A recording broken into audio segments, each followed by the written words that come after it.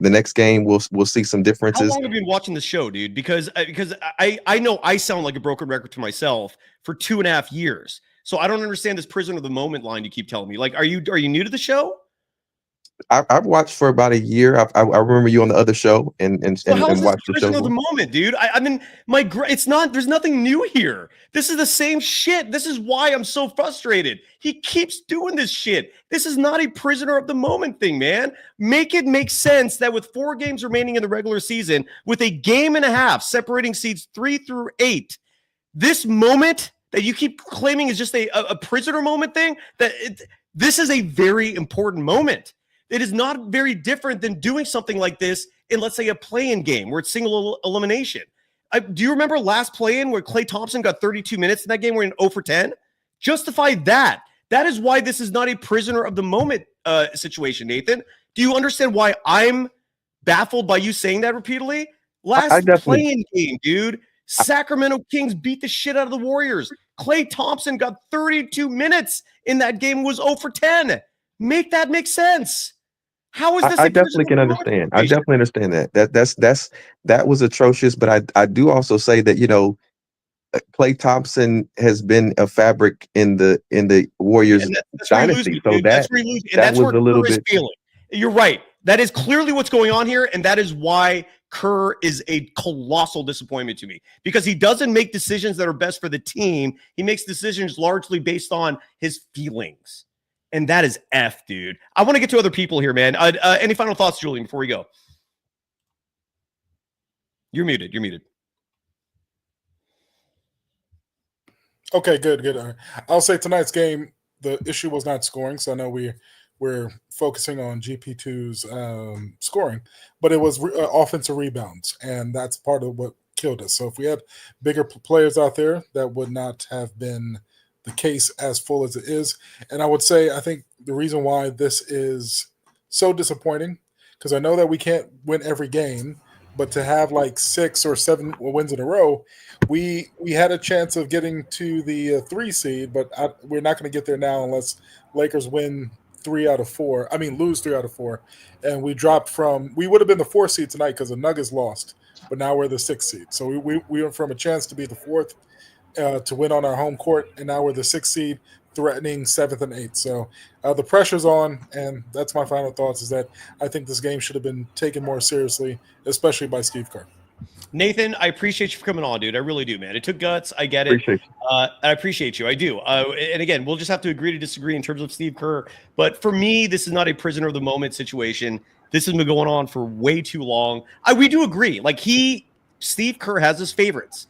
And that, to me, is his failing as a head coach. Phil Jackson did not have favorites. I don't even know if Greg Popovich had favorites. Steve Kerr has favorites, and that's very disappointing to me. Ryan Leong joins the show live from Chase Center. I'm going to get to aim assist, Curtis Aldretti. Is that everyone else? Yeah, I'm going to get to you folks in just a second. But Ryan, I've been on a heater tonight. Some people don't like it. Some people love it. To me, Steve Kerr failed miserably. This was entirely on him. And more specifically, the fact that he thinks GP2 still should get minutes. Meanwhile, Quentin Post, Guy Santos, Jonathan Kuminga, and Moses Moody rot on the bench. Your thoughts? How are you doing, brother? Good to see you. Can you hear me, Ryan? Yeah, I'm doing well. I mean, boy, terrible game for Steph Curry, though, huh? Hold on. Yeah. I'm there. You can't hear me? I can hear you loud and clear, yeah. Can you hear me okay now or no? I can hear you okay, but I don't know why the connection's kind of cutting in and out. I have no idea why. I mean, I was going through the Wi-Fi and then the You're doing okay, man. There's no issues here. If you can hear me, we're good. Why it's cutting in and out. If you can hear me, we're good. I promise you that. Okay, it's on my end. Okay, all right. So, okay. So the weird thing, though, is that, I mean, Curry had a terrible game. I mean, outside of that magical 3 he hit right before the half, he missed all of his shots. I mean, he had 8 assists tonight, but he really was a non-factor out there on the floor. I don't know how much you talked about his production tonight, but yeah, some of the guys you mentioned, they played well, but I don't know why. For some reason, the Warriors needed more size, and I don't know why you didn't play your bigger guys when you obviously know that Houston's got 2 tall guys in the paint. They've got Şengün and they've got Steven Adams. Why aren't you playing bigger guys to defend against those guys? Ryan, if you can, and Jabari Smith. They got 3 bigs, dude. Sorry to interrupt. Yeah. Go ahead. I didn't mean to stop you there. Yeah, and the Warriors didn't play those guys. No, and they didn't play those guys much. I mean, although it's nice that Kevon Looney had 11 boards, but I just thought that you needed a strong game from Curry. You need a strong game from Butler. Butler, I mean, he did okay, but it just I found that both the production from Butler and Curry was lacking tonight, especially Curry. Big time. I mean, if he scores even 10 points, this game is different. So, but one gripe I've had. Give the Rockets credit; they found a way to shut him down. Well, their strategy was very effective. I mean, it's nothing new in terms of Stephen Curry facing all these double and triple teams, but tonight it worked for reasons like you said. They were trapping them. The defense was showing up at half court. Stephen, this was this the worst game of Steph's career? Like I don't remember a stat line this low in terms of points. 3 points, 8 assists. Like, I don't know what his career low is. That's got to be up there. But Ryan, you were at the arena, man. Like, where were the adjustments? Like, and why were the young players getting screwed over tonight? Like, those are the two questions I have. Like why was Guy Santos and Quentin Post and Kuminga and Moody players? At least Kuminga and Moody have already shown they can play against Houston. Like, in your mind, what was the reason for the punitive treatment of those two guys? Given in previous matchups, they've succeeded against Houston. What happened tonight? Do you know? Any guesses?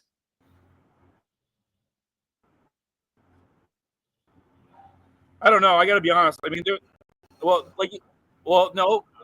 There's always nights where Curry is kind of an enigma as far as like what he's doing in rotations, who he's bringing in, in from the bench. Tonight was one of those nights. I mean, I do think the Warriors were playing well until that second quarter, and then I don't know what happened. At that point, the Rockets took this game over, and they never looked back. And then, Draymond got kind of unhinged. That didn't help any. Anytime Draymond gets unhinged, it doesn't help the team. I mean, Draymond thinks it might be helping, but it's not helping. No, Draymond, it was unfortunate, man. The refs, though, just screwed him over. By the way, Richard Burden, being a jackass here, is saying that I'm overboard because Kuminga was blowing. Jonathan Kuminga led the team in net rating tonight with a +9. Jonathan Kuminga only played 19 minutes and 29 seconds. Outside of going 1 for 4 from beyond the arc, he was 4 of 9 from the field. So you take those threes away, and he was what? 3 of 5 from the field. He had 7 rebounds in this game in 19 minutes, 29 seconds to go with 3 assists. I don't get that at all. I do remember the play where he had a very bad turnover, and I feel like Kerr just got completely pissed off about that, and we never saw him again. But again, that's where Steve Kerr just does not understand. You got to play kids to develop them, and I think Brandon Podziemski is a perfect example of that. If there's a bright side, although Armando Laura in our chat pointed him out as being a negative, I thought Brandon Podziemski was one of the few bright sides tonight. He's certainly been one of the few bright sides the last few games. And he's an example of what happens when you actually play someone over and over and over 30-plus minutes. They develop, they grow, and you start to see what they can become. And Podziemski's Kerr's favorite child. Moody and Kuminga are not. It is one of the most asinine things I've ever seen in my life, man. And yet that's the reality that's going on with the Warriors. Your thoughts on all that? No, I couldn't agree more. I just think, Podziemski was definitely one of the better players tonight. I mean, he led the team in scoring. Or no, sorry, Buddy Hield did off the bench. But Podziemski was right there. He had 19 points. But if you take away, again, they just did not have enough other guys like stepping up. I mean, if Buddy Hield is your leading scorer in a game, that's not usually a good sign. That's fair. And that was the second loss of the season for the Warriors when Buddy Hield scores 18 or more points. Julian in the chat saying, if these facts are true, mind-blowing to me, that Jonathan Kuminga has 40 career games with 30-plus points. And side note, I don't have the stats in front of me, but his averages in those games are fantastic. Like, he's averaging, I think, over 21 points per game. He's averaging over 6 rebounds per game. He actually shoots the 3-ball well. When he plays, great things happen. And when he doesn't play, tonight happens. But the fact that Kuminga in 4 years has played 40 minutes with 30-plus minutes, Brandon Podziemski in year 2 already has 49 games with 30-plus minutes or more. Do you have any explanation for that discriminatory, one-sided favoritism? Because this is why I don't think I'm going overboard. This treatment is asinine, dude. What are your thoughts? Well, I will say this. I mean, Kuminga did just come back from the injured list. Did he still have an ankle injury too recently, or wasn't there some talk about his ankle? Right. So he did. He rolled it for a moment in the game. I mean, yeah, he should have played more minutes, but He rolled it tonight for a brief moment, and then but he came back. Previous game, wasn't it? He rolled his ankle. Yeah. Okay. Yeah. But so, I mean, yeah, definitely JK should play more. I mean, I don't. But again, I you know, it's hard to say with Kerr. You know, it really is. I just don't know what he's thinking sometimes. I don't either, and it's annoying as shit, man. And he's the highest paid coach in the NBA. That is one of the most ridiculous things ever. Yeah. I'm gonna. Well, this was a shitty game. This is a shitty night. Everything about this is shitty. Your internet connection's shitty. So I'm gonna let you go, brother, if you don't mind. Unless you want to stick around, I'll leave it up to you. It is shitty. Yeah. Sorry. Okay. Sorry, man. No problem. It's okay. Hopefully it'll work better next time. I don't know why. It's okay, but it's all good. It's all good. We'll try again. We missed you on Friday. Get to speak tonight, good about tonight. No, there was nothing good, and I didn't once even have your graphic up. Real quick before you go. Thanks. Before you Thanks, Cyrus. I feel bad for this. Hold on. Again, people can follow you with whether it's your work with NBC News Radio, whether it's with Bay Area Sports Wrap. People can follow you on Twitter at Ryan Leong. I did at least. It was nice at least before you go. It was nice hearing the crowd tonight. I did hear that crowd on more than one occasion, booing the refs and exhibiting the chant of "Ref, you suck." I did like that part a lot, but not the result, unfortunately. Any final thoughts, Ryan? Well, there was definitely a nice big boo when Dylan Brooks got introduced, so there was that also. He got a hearty boo from the Warrior fans when he was announcing the starting. He deserves it. All right, brother. I hope the internet's better on. Is it Tuesday game home? Is it a home game? Hold on. Warriors next play. Oh no, they're in the road. So we'll see you on Wednesday. Is that right? Wednesday. Okay, so the Warriors play Tuesday in Phoenix. Even though the Suns suck, I don't think that's going to be an easy game, man. And Sophia Jones will join us tomorrow at 3 p.m. Pacific time, as she always does. So we'll see you next on Wednesday when the Warriors host the San Antonio Spurs. Just 2 home games remaining on the year, 4 total. What a crazy year, dude.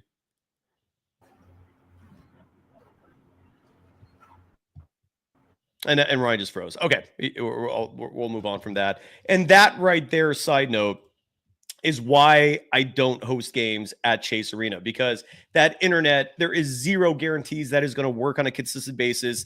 And it would absolutely suck balls if I went there, try to host a show and that happened, right? And it would just kill the whole program. I saw some ignorance here. Oh, I see. New Jersey writing that Brandon Pajemski is a more NBA player ready than Kuminga. Yeah, according to Steve Kerr. I mean, very subjective thing, just like everything relating to Kuminga is subjective. Just subjective, opinionated bullshit. When the only reality that we know empirically, objectively, is that Steve Kerr likes Brandon Pajemski more than Jonathan Kuminga. But even if Kuminga is not one of your favorites, despite Stephen Curry himself coming out saying, leave the guy alone, we're not going to win a thing without him. A bunch of you schmucks still like to target him. And I've been repeatedly saying 4 players were screwed tonight. Not just Kuminga. Moses Moody got screwed over tonight. Quentin Post got screwed over tonight. And Guy Santos, Mr. Gooey himself, Mr. High Energy, Mr. Connectivity, Guy Santos, who's doing nothing but great things out there. He got screwed over tonight so that Steve Kerr can play his buddy GP2. Side note, 3 years ago, I was similarly pissed off at Steve Kerr for not playing GP2. And again, this is why I agree to disagree that I'm going overboard. It's been nearly 3 years of this shit, of this incompetency, of this just... Again, I use the word obtuse for a very good reason when it comes to Steve Kerr. The dude's a stubborn, borderline prick. I know a lot of people say he's just this nicest guy ever. You know, I've heard a lot of different stories behind the scenes, and his obtuse nature, yet again, screwing over a bunch of the players so that his favorites can get minutes, and this is the result. And of course, he absolves himself in the postgame. Curtis Aldretti is on the show. Curtis, let's try to make it brief, and then we'll go to Amos to wrap it up. How you doing, brother? Hey, I'm good, man. How are you? I don't know. Not so good. What's on your mind, man? No, listen, I want to clarify a couple of things, and I don't want to repeat what everybody else said. Okay. But this is why you're pissed off, and I'm fucking pissed off too. Is Memphis Minnesota, Golden State, and the Clippers are all 46 and 32. Yep. There is very little room for error. And this is why it pissed you off, Yes. because you've seen this movie over and over again when we're in a tight situation like this. And then I think it's Kerr's overconfidence. Oh, we won against 3 big teams. I can do what I want now. I'm so brilliant. I can just go ahead and do it my way. And then this shit happens, right? So Yep. I'm as fucking pissed off as you are, and I love the passion, right? Here's the other thing I wanted to say. I just got 2 more points. Oh, sorry, real quick. By the way, Dylan Verano saying at least the Giants are hot. I'm an A's fan, so that ain't working on me. My team's gone. I mean, baseball's not that big of a deal either. And by the way, Curtis, this chat is awesome. I got there's a bunch of just pieces of shit in the chat tonight. I'm relishing blocking them for good. Again, say what you want opinion wise. The moment you get into name calling, you're out. Life's too short for me. But G wrote something great here, which is that the Houston Rockets, who are currently the 2 seed in the NBA, how many young players are they playing? Alperen Şengün was in the same draft as Kuminga and Moses Moody. He's an all-star now. He plays minutes. That's why it is not complicated. Amen Thompson, what is this, year 2? And he's out there getting minutes, kicking ass? But no, Steve Kerr, God forbid. It's so tired. And by the way, Curtis, I'll get back to you in 1 second here. I got to call out one other thing here. Hold on. I'm just curious. The great Guru. Is this the same Guru that's on 95.7 The Game? Because you're calling me a hater and saying I'm a hater. Who am I hating on? The $18 million a year head coach who's had all the privilege in the world, except for his dad. That part sucks, but at least he was an adult when that happened, so he could handle it better than being a child. But give me a break, man. I'm hating on someone who has a million times more power than I do? F off, Guru. I'm not hating. I'm just criticizing someone who deserves it. Curtis, go ahead. Sorry. A big part of why we lost was the rotation. Look, the Rockets were using their size to their advantage tonight. And what do you do when somebody, another team figures out a way to get an advantage on you? You counteract that advantage, right? How could we have counteracted that advantage? Well, we could have played with a little bit of size too. It's proven successful in the past when we played with some size, right? Agreed. And in this situation where Curry's not playing well, Jimmy Butler, in my opinion, was totally ineffective inside the paint and was getting blocked. We were missing layups. Whatever could have went wrong. But I still blame Kerr mostly.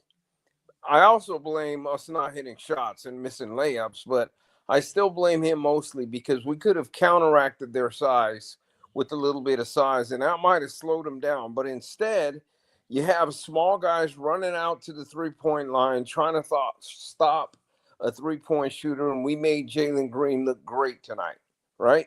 Yes. They had 3 guys on the floor that were 6'11", and we didn't do anything to counteract that. That's what pissed me off. Yeah. Would we have won the game? Maybe not, but this was embarrassing. It was an embarrassing loss that we could have won. Exactly. And I think if you would have changed it up a little bit, you might have given them a different look. And then Curry may have come back and start playing a little bit better. But instead, he just stood with the same old stubborn shit that he always does. So and look, and just to add to that, Curtis, like first of all, the Warriors are 7-5 this year without Steph. If Steph is in fact that big of a liability, like we saw tonight, you can't take him out for a little bit. I mean, there was just Kerr did nothing. All he did was sit there with like a pouty face, just perplexed because Draymond Green was getting discriminatory treatment from the referee. Side note, nothing new there, and did nothing in terms of adjustments for this game. Just sat there with a pouty face and thought, hey, GP2, I'm just going to keep playing him because my youngsters, I don't trust my youngsters. Like, it's asinine, dude. If they're doubling and tripling Steph, pull them out for a little bit. Show them something different on the other side, right? But the other thing is, Draymond Green has got to learn one thing. When you piss the refs off, they're going to do this to you every time. Yeah, you're right. And he No, that's a good pisses call. them off. Good call. I mean, look, in I'll their say this, face. Curtis. I actually give Draymond credit because I feel like if this happened, let's say, I don't know, last year, he would have been long gone, right? No, he would, yeah. Like he hasn't actually gotten stayed in the kicked out game. in nearly as many games as he did Yeah. last year. So he's grown a little bit, but I he's agree. still got to learn that. I think Jimmy Butler is thinking, "Shut up, Draymond," you know. But I don't blame it on Draymond. I blame it on the refs. They absolutely suck, and they let Steph get hacked all night long and did nothing about it. But anyway, that's it for me, man. That's what I wanted to share. Good call. I'm super pissed off tonight. Good call. And Curtis, I'm glad you brought up what you had a lot of great points there. But the reason why I don't react like this typically, there's only 4 games left in the season. The Warriors right now, like you said, I'm repeating a lot of what you said because of how awesome it was. The Warriors right now are 46-32. They share the same record with Memphis, with Minnesota, and with the Clippers. The Denver Nuggets are just a half game ahead. Oh, and by the way, the Lakers won tonight in OKC. So that didn't help things either. Yes, there is urgency right now. I guess I'm surprised why so many of you are like coming at me like, hey, take it easy on poor Steve Kerr. What the hell are you talking about? Again, $18 million a year. The guy's had privilege his entire effing life. He's the luckiest mother effer I've ever seen, possibly ever. I mean, again, the semifinal of the Olympics, he needed Stephen Curry to turn into a god, which he did. And that masked so many of Steve Kerr's issues. I mean, to not play Jason Tatum, even Draymond Green, his own player, called him out for how stupid that was. And he does this. He does this. It doesn't impress me one bit, man. Not at all. We lose one more game, and we're in the play-in my estimation. You're right. That's why I'm reacting like this. You're absolutely right. Because if they're going to win a title, they're not winning a championship as a play-in team. I guarantee you that. The difference between a playoff team for the Warriors and a play-in team for the Warriors is a week off and 1, maybe 2 less games. That is a massive difference. It comes down to that. And you're going to sit here and point a finger at me asking, why are you overreacting, dude? Why are you going so overboard? There's only 4 games left, and you're pulling this stupid shit with the playoffs on the line? Like this. Get the hell Kerr out of here, should be this pissed off right now. You know what I'm saying? Yeah. Yeah. You're absolutely right, Curtis. Where are you, by the way? You sound like I'm in Vacaville, man. Yeah. Where are you? Where are you in the world? I'm in Vacaville. Oh, nice, dude. You've been on the show before, right? Yeah, I have. I remember you, man. Are you doing anything fun? It is Sunday. God damn it. And it's Sunday. That never puts me in a good mood. Got to go to work tomorrow. But, man, this game's got me pissed off. Yeah. Anyway. All right, brother. Well, Curtis, have a great night, dude. Good luck this week. Good luck to all of you for your upcoming work week. You were awesome. Aim assist.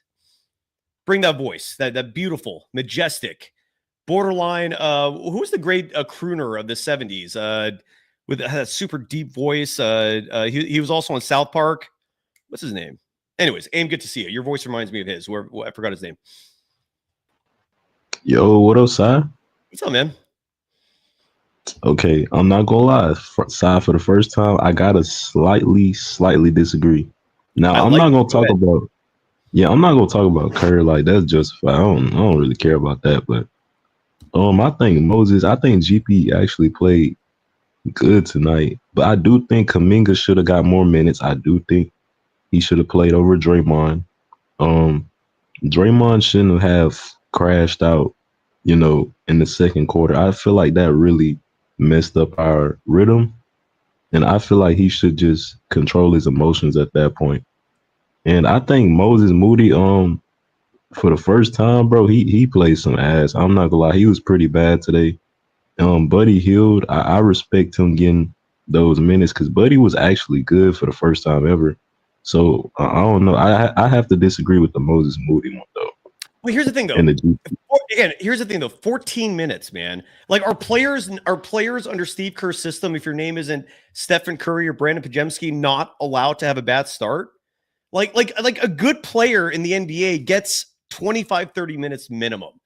14 minutes and you're just saying, I'm scared. I don't trust it. It's such a bullshit act, dude. And look, here's the reason why I'm the GP2 thing. Here's what stuck out to me the most and why he was a target of my criticism tonight, besides the fact that he's only 6'2", although this correlates. The Warriors, when he was in the game, and this was, I believe, all in the first half, they gave up three offensive rebounds on missed free throws, meaning the Rockets were shooting free throws, and not once, not twice, 3 times the Rockets got their own rebound on a missed free throw. That is one of the most inexcusable things for an NBA team to do.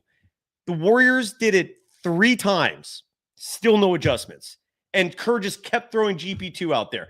That is, like, as a coach, if that's not bothering you, I don't know what would, other than just Kuminga with a turnover. That apparently pisses Steve Kerr off. But giving up offensive rebounds and missed free throws, it's okay. Just keep playing.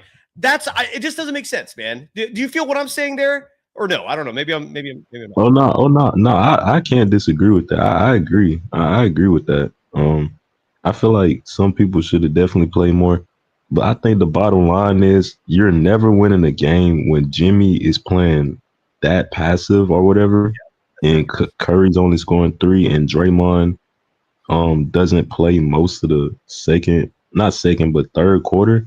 I think ultimately it was a lineup thing, but it's just also our big 3 played horrible. They didn't do their job tonight, and I feel like you just can't win when Pods is literally looking like a one-man band on offense the whole entire night. It was bad.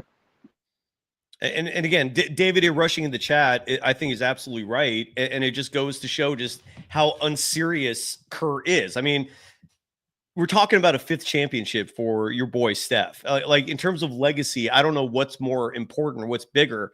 And instead of just obsessing over tonight's game, studying film, he's going to watch White Lotus.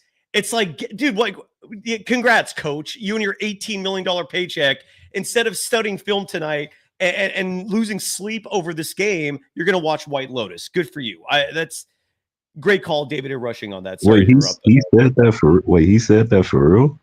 Yeah, I cut that here. I'll play it if you. I cut it off initially. I'll happily play it because I didn't. You're right. I didn't let it get to that point.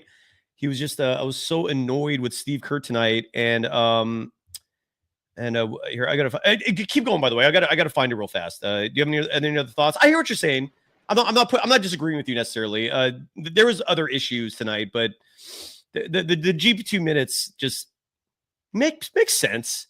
Like, I like logic. You know, I don't think that makes me a bad person to just want logical decisions. Like, that's all I'm asking for. Just make sense. And he never makes sense. Like, anyways, the Kerr cut here. The Kerr, here's the attribution. And we're going to hear from Jimmy Butler as well, because I am curious to hear what he had to say about his poor performance tonight. Statistically, he did okay, but from the eye test, Jimmy Butler was virtually non-existent. Here is Steve Kerr talking about how he's going to watch White Lotus after this game. We had the 4th seed, and now there's a 5-way tie for what, 5, 6, 7, 8, or 4-way tie. How much do you think this is going to shift? Like, on a day, is it going to be a daily basis the rest of the way going down the stretch? And are you guys watching it? Yeah, we're watching. I look at every score, and I look at the schedule for tomorrow and the next day. And the only thing I know for sure is if we win our last 4 games, we're not in the play-in.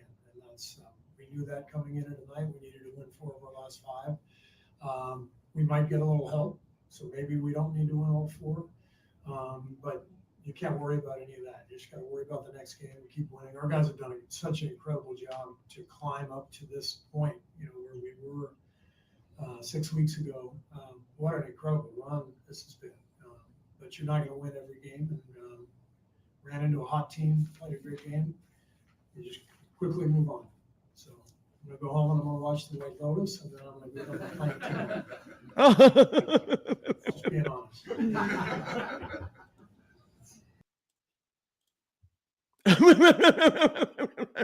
What? Wow. If I was in the media contingent there, I would not be laughing at that, but that's just me. Hey, go ahead. Sorry. So yes, Steve Kerr did say, wow. Wow. Do you want, bro? So, so we trolling? Like, we about to be in the play and he's trolling. Like, are we serious, bro? That's Dude, crazy, bro.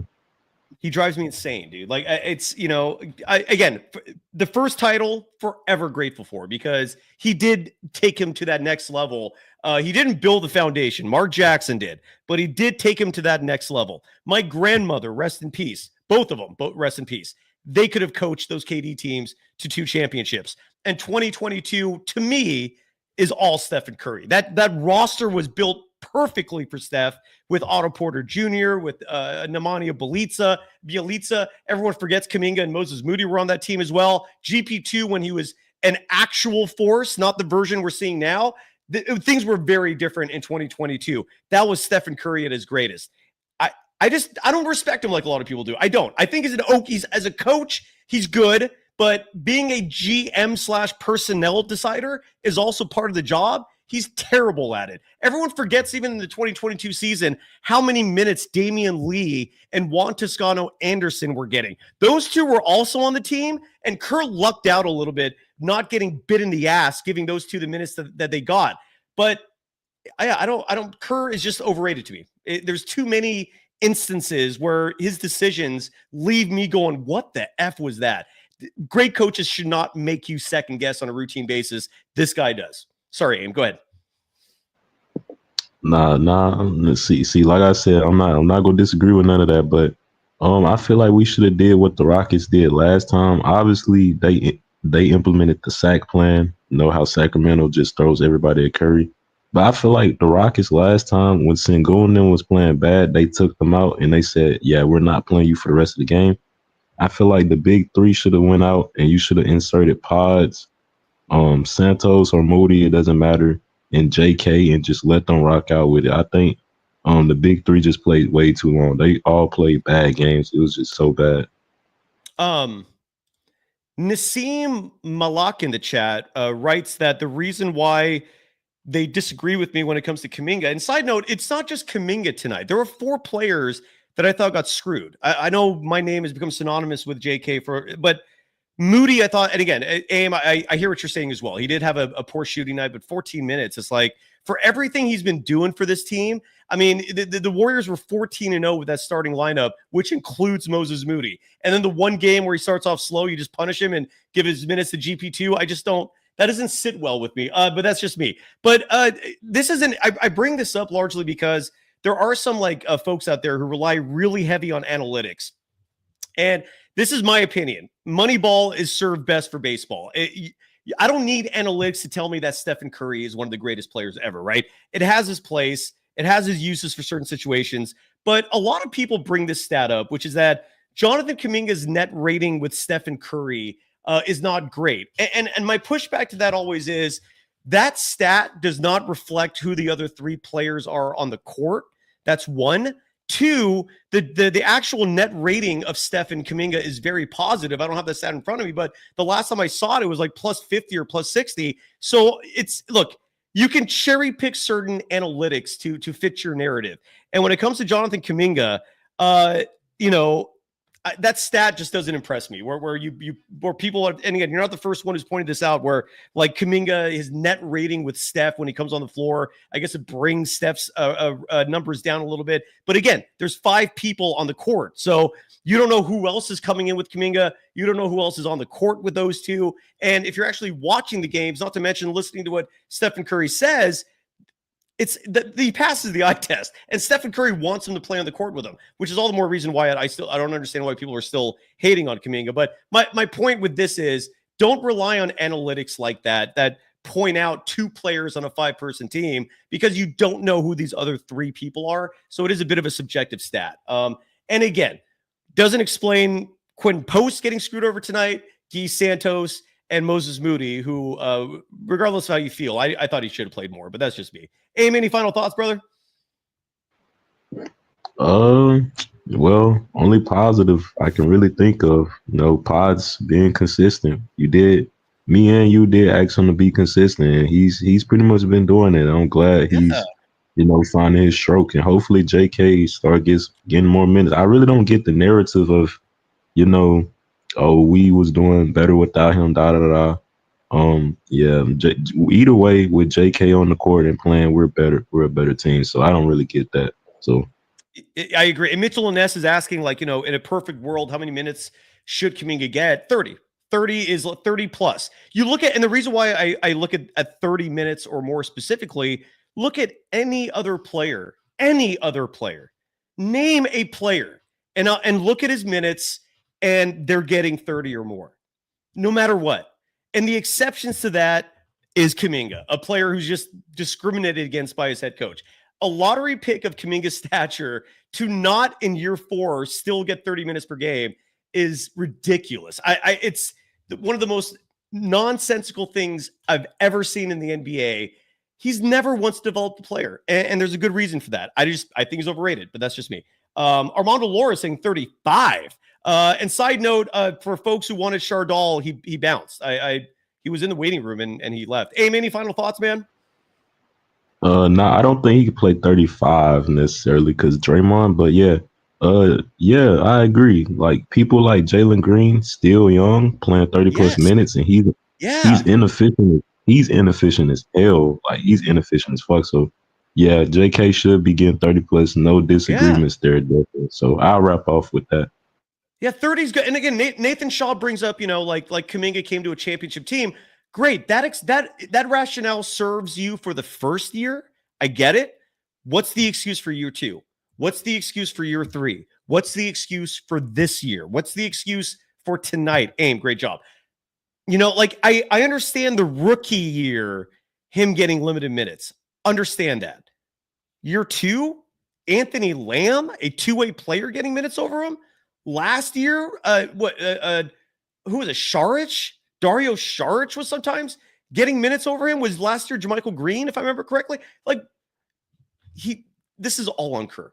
And there's 4 games remaining. And I do think there is a valid reason for me being the way I am tonight. Pissed off, irate, beyond frustrated with Steve Kerr. Because what he's doing is nonsensical. It's irrational. And there's only 4 games remaining. And yeah, Chardal, I don't know what happened to you, buddy, but I was going to bring you on. Chardal writes in the chat, I'm here, but you're not actually in the green room. Let's play some music and look at the scoreboard because I know the Lakers lost tonight. They won tonight in OKC, which did not help the Warriors situation. So let's see what happened elsewhere in the association on this Sunday night. Just a disastrous game for the Golden State Warriors. 46-32. Is the music playing? Yeah. All right.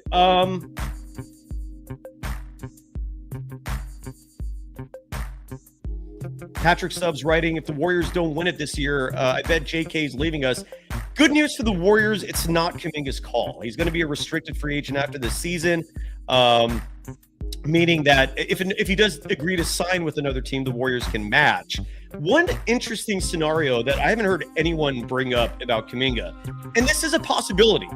And again, I've never heard anyone say it. I was thinking about this the other night, and it just kind of hit me. Like, this could be an option here for at least the Warriors. The Warriors can also tender an offer to Jonathan Kuminga.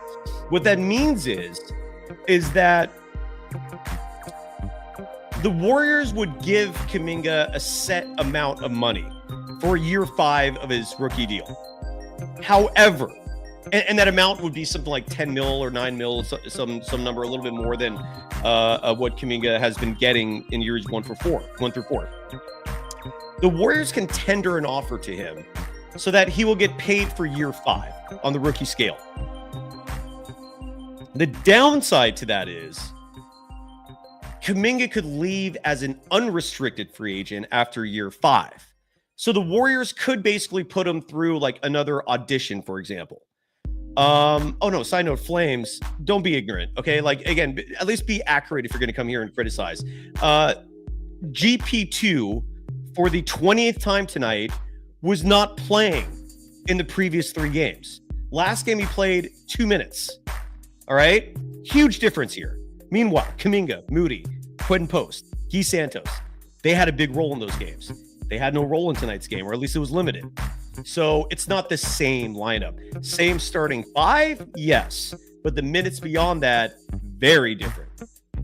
The great Guru is quizzically laughing that I sat here and said Mark Jackson laid the foundation. Do you remember, or are you not old enough to remember, what the Warriors were like before Mark Jackson? The Warriors did not play defense for nearly 40 years before Mark Jackson. Stephen Curry, Klay Thompson, and Draymond Green themselves credit Mark Jackson for turning the whole thing around. So, and not to mention, the last 2 years that Mark Jackson was the head coach of the Warriors, they upset the Denver Nuggets in the first time they made the playoffs, and they actually won a game in San Antonio, pushing the world champion Spurs to 6 games in the conference semis that year. And then the next year, largely due to injury, they lost in 7 games in that first round series to the Clippers before Mark Jackson was replaced with Steve Kerr. But come on, I mean, don't disrespect Mark Jackson on that front either. Dr. Sean Stanley is saying that the Warriors will need GP2 in the playoffs. We'll see. I think it depends largely on the matchup. Even in the year that they won the championship, in case you forgot, he got hurt very early in that Grizzlies series, and they were fine without him until the Celtics. So it depends. But most importantly, GP2 is not the same guy that he was in 2022. He was a little big man in 2022. This year, he's just little. Period.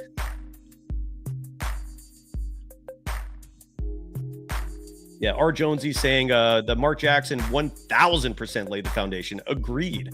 So going back to Kuminga, though, so there is always that possibility that the Warriors could just tender an offer and then roll the dice for him being an unrestricted free agent after year 5. What that would do is keep Kuminga's salary at a lower place for next year. Another thing I think they can do is also tender that deal, meaning you're paying Kuminga approximately $9 million next season, and then offer an extension beyond that to keep him around. And that keeps your salary cap number low next year, and then his extension would kick in after year 5. So that's a possibility as well. And again, Nathan J. Shaw, who did a great job coming on the show earlier, but this is where you and I are on very different planes of reality, because you bring up that the Warriors are 21-4 with Jimmy Butler, and you're asking me to chill after this one loss, while again, I have to repeat to you, there's only 4 games left, and the Warriors are in a very precarious position where they could be a play-in team. Every one of these games matters. So no, I'm not going to chill, because this is important. This game was huge. Coast to Coast dropping $9.99, saying I blame Steph and Kerr for our records, because at game number 30, Steph was saying that the Warriors don't need to hit the panic button. You're right. And that was after a big win. And now with only 4 games left, we don't even know if we'll make the playoffs. Same mentality. On that note, let's go back to the press conference side of the show, and let's hear from Sam Gordon. Correction, courtesy of Sam Gordon. Let's hear from Jimmy Butler, who did struggle mightily in this game. By the way, Coast to Coast, thank you again for the $9.99 donation.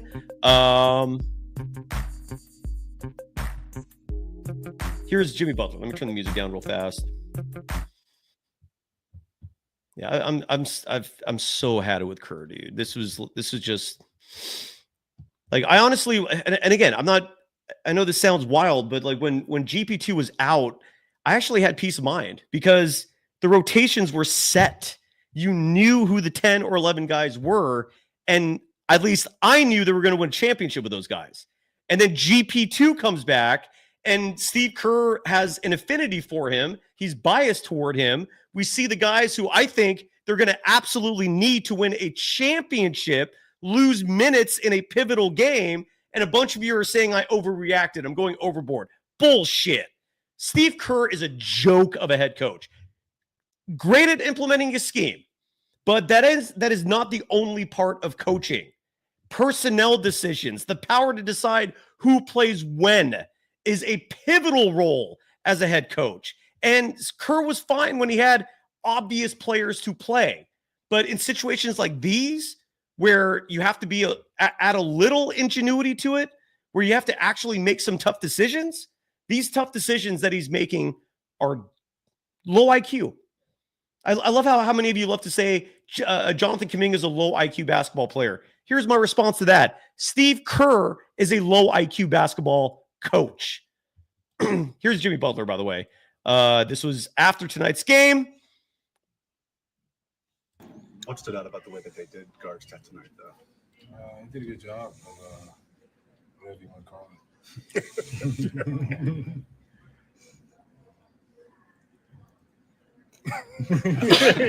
What do you call it?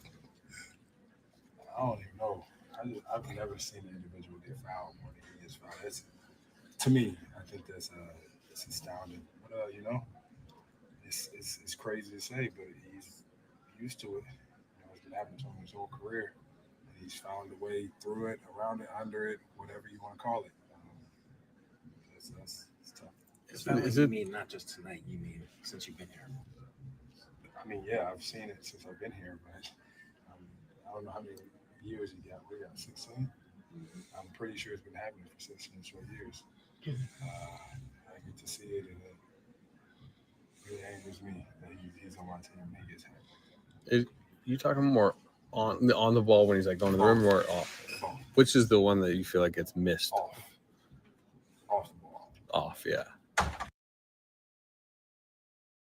All right, I don't know what the hell they were talking about there. That was a waste of a minute. I apologize for that. Let's hear from Steph and Draymond Green. They took the podium together. That's a rare sighting. I feel like they've done that before in the postseason. I don't have any memories of them taking the podium together in the regular season. Actually, before we get to that, here's another Jimmy Butler attribution. This pertains to Stephen Curry and the fact that he never gets a foul call. I could barely hear the last attribution. So if this is a repeat of that, I apologize. These audio levels suck. And here's Jimmy Butler. About the way that they did guard Steph tonight, though. He did a good job of whatever you want to call it.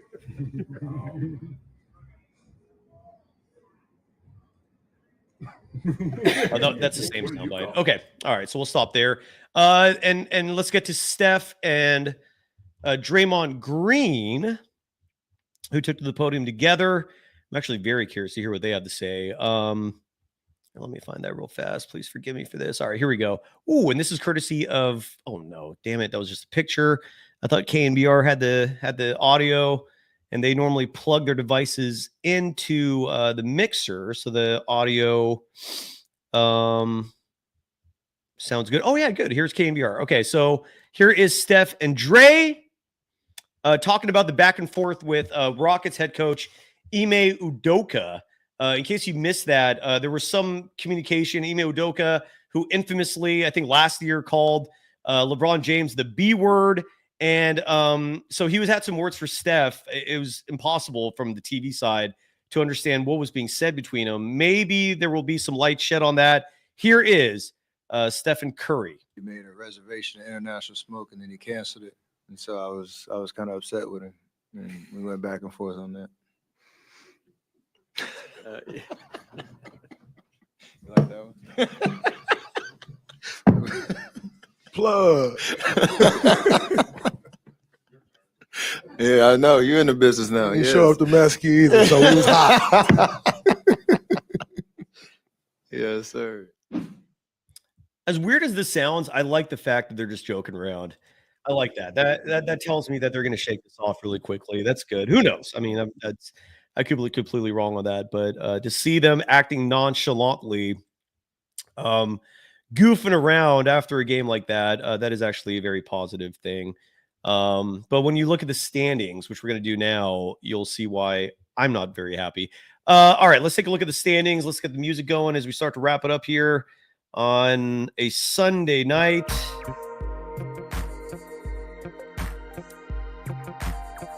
What's going on in the NBA world here? Well, we start off with a lot of games tonight. The Milwaukee Bucks defeated the New Orleans Pelicans 111-107. I'm just going to get through. I'll read those ones, the inconsequential ones, really fast.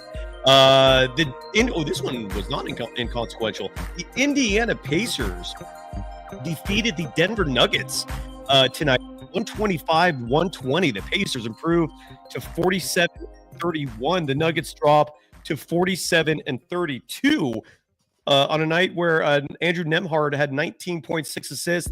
Nikola Jokic in the loss at home, by the way. This game was played in Denver.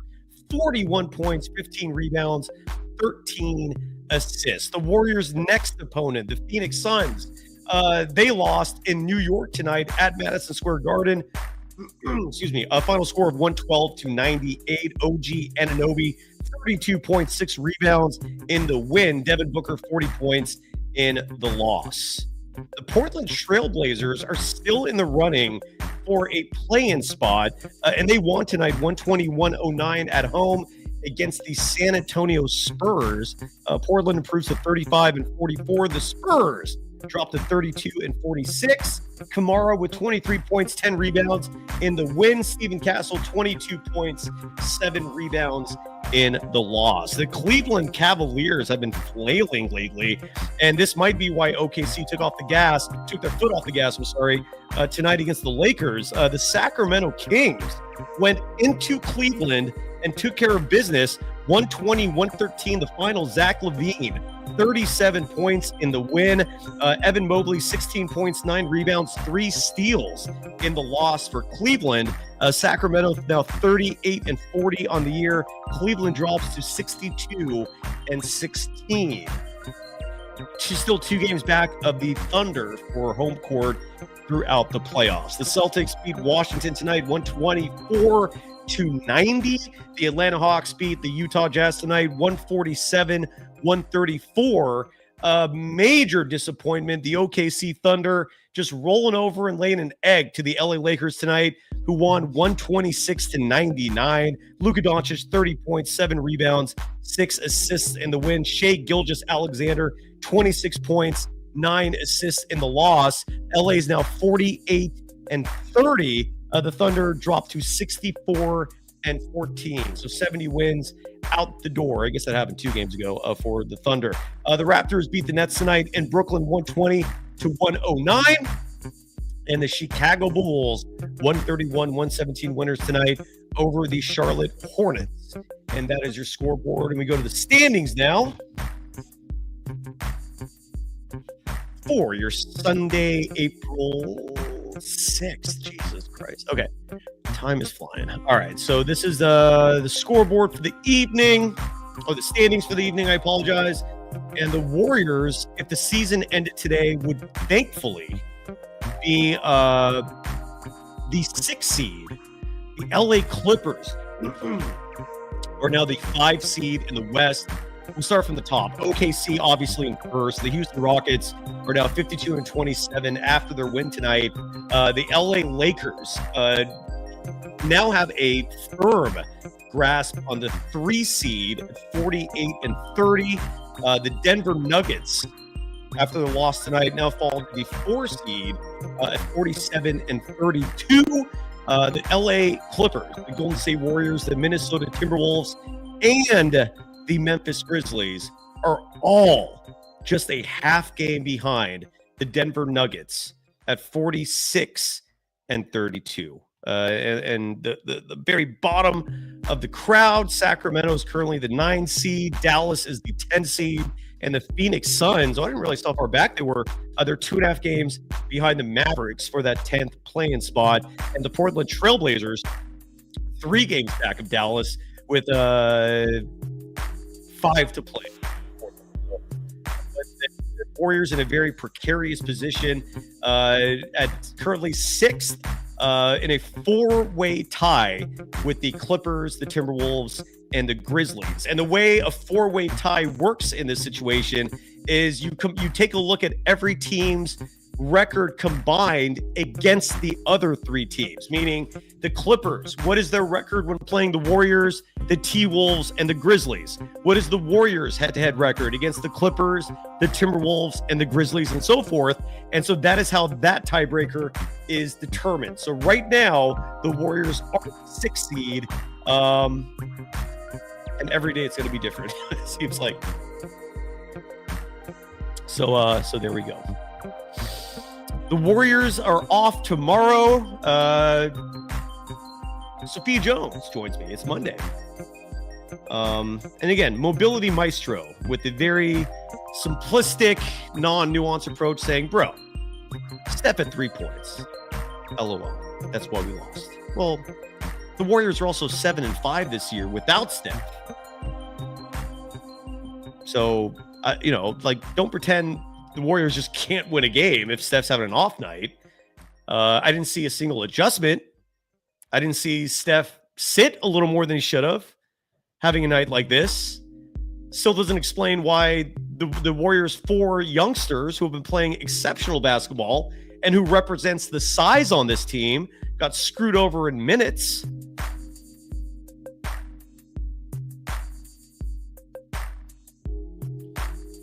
B do have 2012 saying Steve Kerr has been awesome recently. I guess. I mean, the Warriors are winning, but is he awesome or is Jimmy Butler awesome? Anyways. All right. That's it.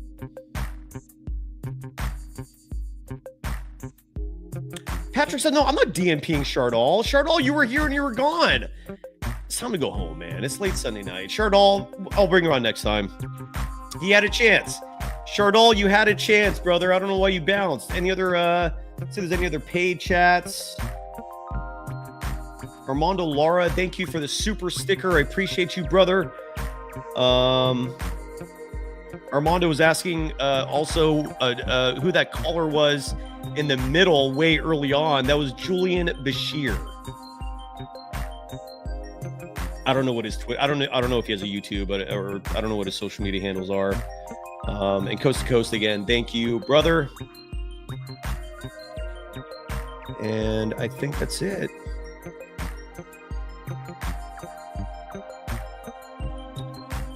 That one sucked. 4 games to play. And if you're looking for a calmer host, Sophia Jones joins me tomorrow. And I'm going to be more calm as well. But again, I just don't have patience for a guy making $18 million, a guy with all the privilege in the world, getting a pass for doing stupid shit. Doesn't fly by my book. And if you don't like that, I'm sorry. But that's how I roll, man. If you're doing stupid shit, I'm going to call you out, especially when you are the highest paid head coach in the NBA. Excuse me. Especially when you're in control of so many individuals' lives in terms of their professional careers and otherwise. He's in control of the team's success. I know Julian Bashir. And again, this is where this is tough. Like, I get the sentimentality. Like, I don't want GP2 to be hurt, but I felt peace. Like, my prediction for the Warriors winning a championship was based entirely on GP2 not being a part of this. And all it took was 1 game. And now a 6'2" guy who 3 years ago was a menace, but now is just above average. But Steve Kerr and his favorites. Thanks, everyone. Nathan, thank you for coming on the show. I know that was not easy for you. Thank you. Especially given how I'm feeling tonight. I'm fired up. We'll be back at this tomorrow. Let's hope the Warriors salvage this season and get into the postseason as a playoff team and not a play-in team. Someone in the chat, by the way, asked, who would I prefer in the first round, the Lakers or the Nuggets? Lakers by a mile. The Nuggets still scare me, even with that recent game. Otherwise, thanks everyone. Again, sincerely, and we'll be back soon. That one sucked. Not much else to say, especially on a Sunday night. Like we got to start the week like this. God damn it. Oh well. Bye everybody.